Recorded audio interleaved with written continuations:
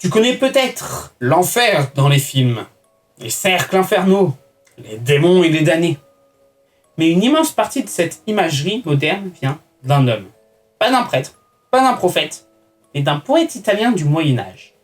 Son nom, Dante.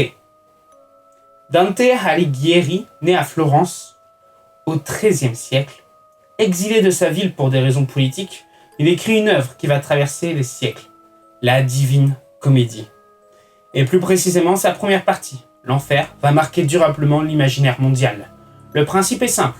Dante entreprend un voyage à travers l'au-delà, guidé par le poète latin Virgile. Il descend dans l'enfer, composé de 9 cercles, chacun réservé à un type de faute. Les gourmands, les violents, les fraudeurs, les traîtres. Chaque péché reçoit une punition symbolique, pas au hasard, selon une logique précise. C'est là que Dante change tout. Avant lui, l'enfer existait déjà dans la religion chrétienne.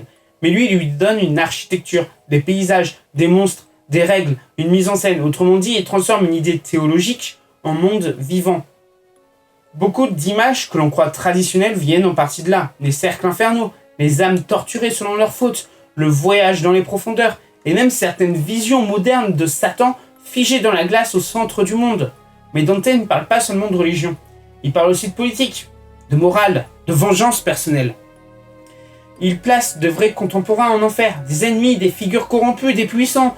Son œuvre est aussi un règlement de compte monumental. Ce qui la rend toujours actuelle, c'est cette question. Si nos actes avaient une conséquence visible, juste, impossible à fuir, où finirions-nous ? Dante n'est donc pas une légende au sens classique. C'est mieux que ça, un auteur qui a redessiné l'enfer dans la tête de millions de personnes. Dante, un homme exilé qui a imaginé les profondeurs et dont les visions brûlent encore des siècles plus tard.